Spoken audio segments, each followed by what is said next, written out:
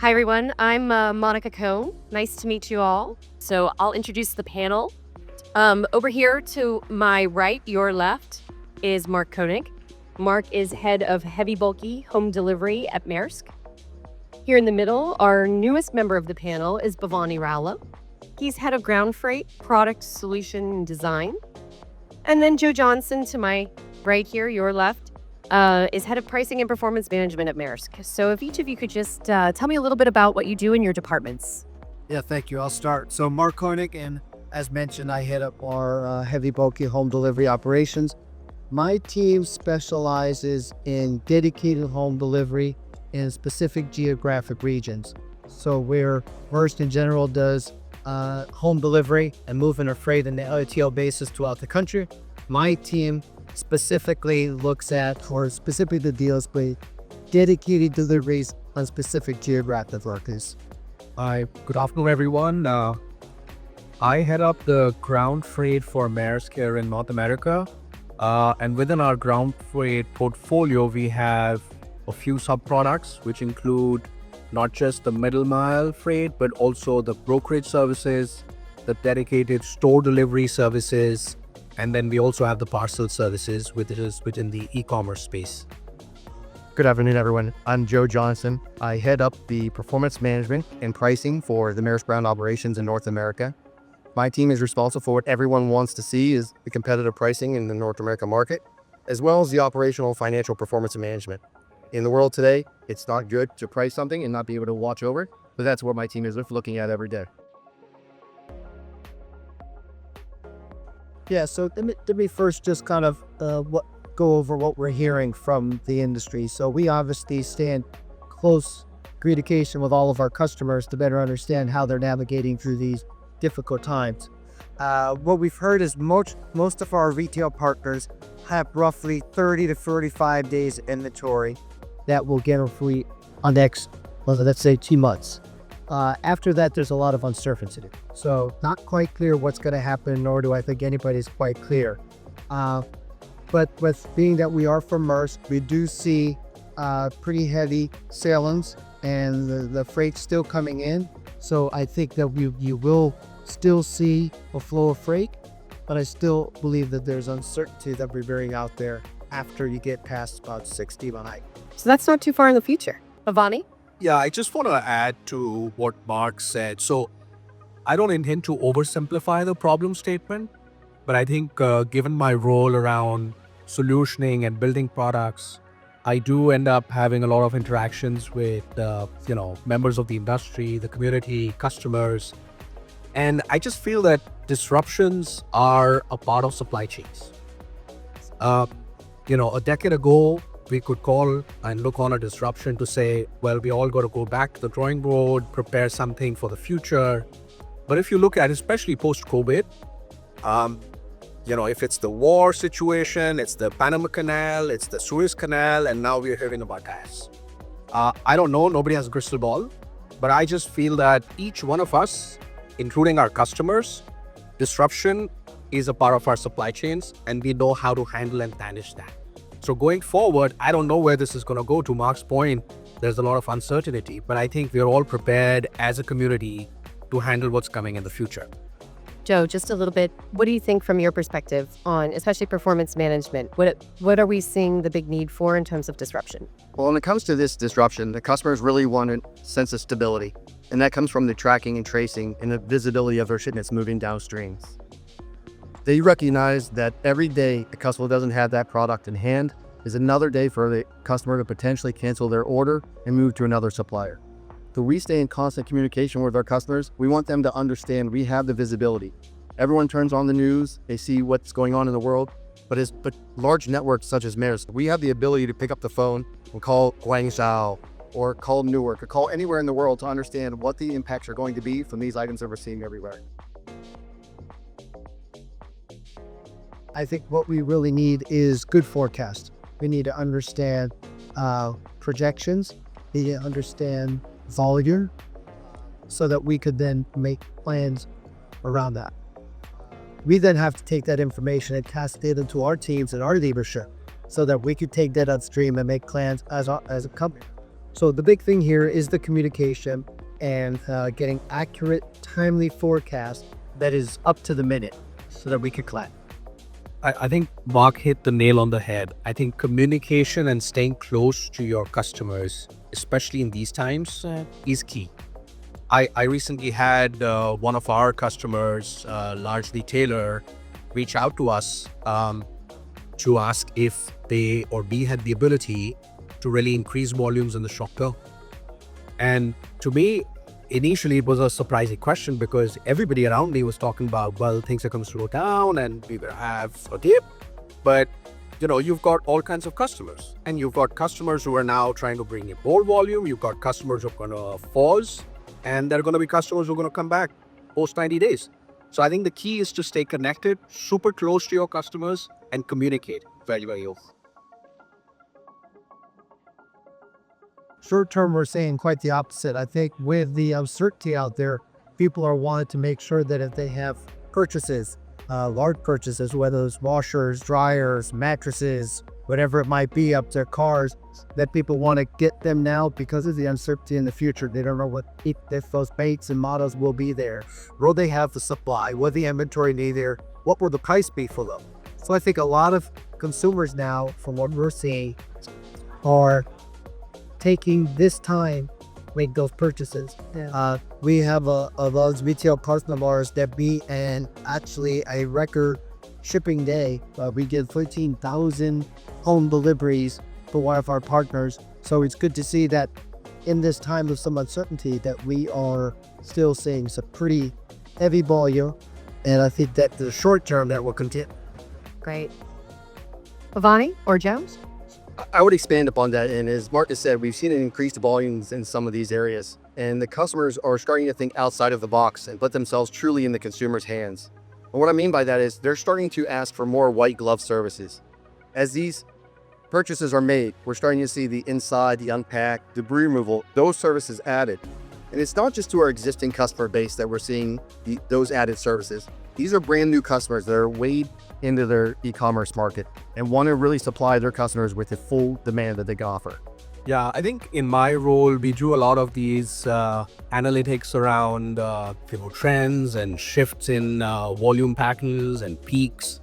So if you kind of go wide angle and you draw the lens out, what we're seeing is that in the past, we had maybe 3, 4, 6 events in a year where we all would know that it's going to be a surge, volumes are going to go up, and that they would come down and normalize.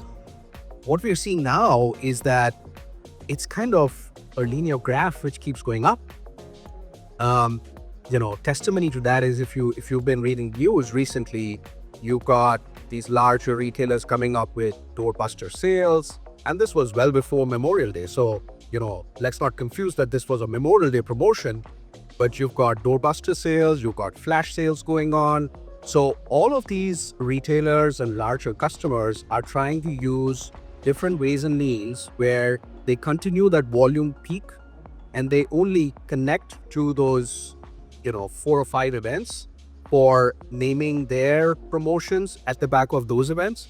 But for the rest of the year, they would keep popping in all of these doorbusters and flash sales.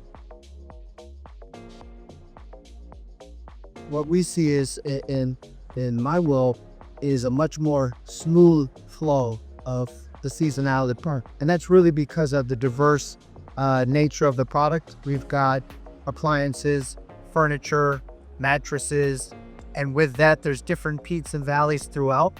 But we don't see that hockey stick or Christmas rush. We have some spring sales. We have some other doorbuster sales like you're mentioning that come through the year. But by no means do we see that hockey stick approach on a good with diverse range of freight that we direct. Well, right now we're in training, so we're seeing some spring sales. Patio furniture, barbecues, outdoor, whatever it might be, lawn mowers, all that stuff. And then as you get through that, then we'll get to say some other sales. You did your Black Friday sales, and other promotional sales. But with a lot of other freight that we handle, whether it's mattresses or bedding and that type, you really don't have peak seasons for mattresses. I don't think there's any one time where someone says, okay, it's mattress tosh. Right. So depending on the type of product, we don't usually see that C-spot. Really depends more on sales, specialty beds. I think if I just add to what Mark said, the business that, with Mark's world, the way he manages, he's kind of brings with it an extension of a natural peak, which kind of sustains through the year. So like he said, around spring it opens up to, patio furnitures and so on and so forth. Once you start hitting fall, it's more about gym equipment. And now people want to start getting stuff into their basements, because they're not going to be out. You've also got a geographical effect. So, you've got the East Coast in the US moving towards a certain buying pattern, while the West is different, and then it keeps changing. So I don't see, and I see how Mark says that he doesn't see as much volatility as some of the other businesses might in his board. So, Vani, I would actually expand upon that as well. I think the supply chain process with most of our customers has become far more educated than in past seasons. They understand what a minor disruption could cause when we have one peak season. So them normalizing and having many sales during the year, they can plan accordingly and then rebound with their other supply chain opportunities. I think for us, it's having the ability to offer them freight throughout the year. This is not a short-term problem. We give them long-term solutions. So with our drivers, we really promote the fact that there are going to be some ups, there are going to be some downs, but we're looking at a long-term sustainable way of doing business.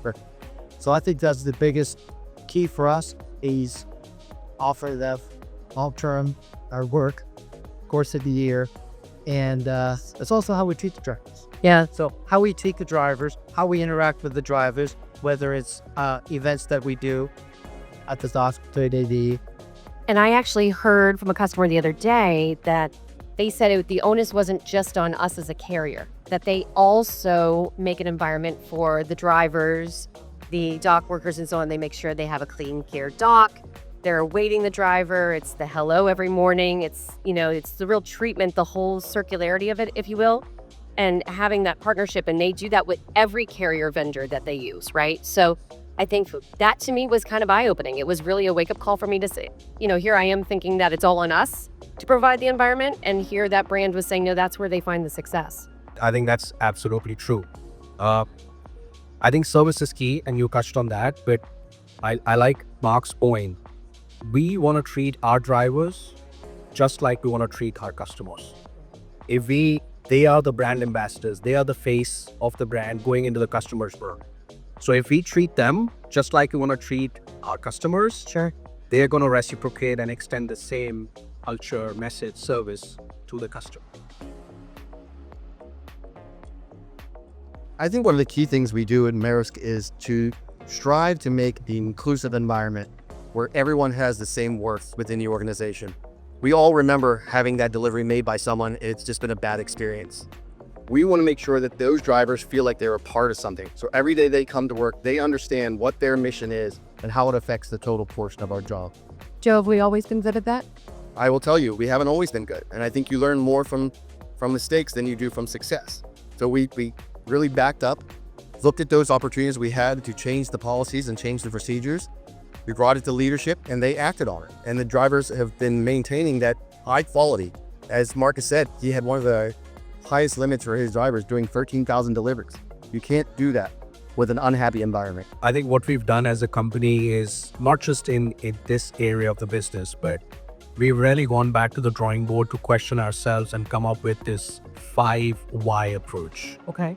So like Joe said, it's difficult, and if we set ourselves an ambition of being 100%, it's not unrealistic, but it doesn't happen today.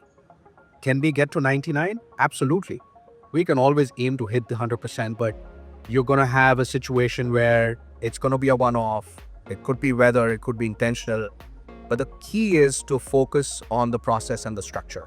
And I think that's what we've done recently in the past. Well, it always hasn't been perfect, but I think we are moving towards being perfect. and really trying to interact with those drivers and people who work at the dock and ask them the question why, and try and solve for it versus trying to sit in an ivory tower thinking this is the solution that's going to work. Yeah, I'll add one more thing we do as well. We have a large pool of independent contractors, and we truly treat them as business. And with them, we try to help them build their business. Also, if we can extend them the ability to have more trucks within the operations they run, but also outside of those operations. So as we continue to expand and grow, we go to our current independent contractor base and say, okay, hey guys, we got a new operation in Phoenix, Arizona. Who would like to participate and possibly have trucks in that area? So by treating these guys as true businessmen and business owners and helping them grow their business, that really fosters the relationship, builds them closer, and as they grow, it brings success to ours.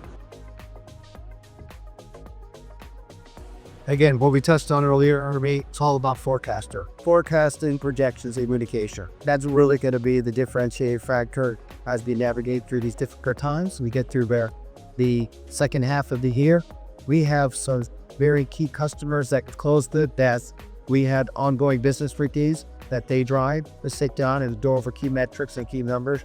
We have others that do not do as good of a job doing that. That's where we have to reach out and facilitate that. But the one thing that I would really press is that we have conversations today.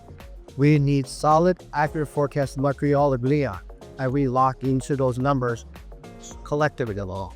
And then we could take that backer and again, as I mentioned earlier, we have to take that back to our team so we can plan internally. Sure, we need to plan for more assets, less assets. How are we going to support that? So we get that information, we then cascade it up to our leadership teams. Ivani? So this is not the first time I'm being asked this question, so it wasn't difficult for me. So I would say that, in my view, we don't have the level of information that we need to predict which direction we should be going. And so I also feel each one of us here, myself, we have this duty to go back and share when they're being asked these questions by our strategy groups, our leadership groups, where, if you have to take decisions on what assets to keep, which ones to let go. I feel uncomfortable and underconfident given the information and the way the news has been changing on an hourly basis, if not every minute, to have a direction, to pick a direction which would be the right course. And so, in my view, we stay the course. We stay where we are. We continue to do what we do every single year. I think we have enough agility, nimbleness in our systems to face anything that comes our way, but we don't have enough information to pick one direction over the other at this point. So stay the course for the rest of the year. Great. Jim? Mine is very similar to Mark's. It's communication and engagement. And it needs to happen from both sides. As Bhavani expanded upon, we need the communication from the customer on what they're seeing from their business environment. But your supplier, your vendor, Maersk, we should be communicating to you over an abundance as well. Only through that over communication can we get through any tumultuous periods that we have and then get to the best side we can. You absolutely should. It's your business at the end of the day. It's your business that is on the line, and as a business partner, that's what Maersk wants to do for you.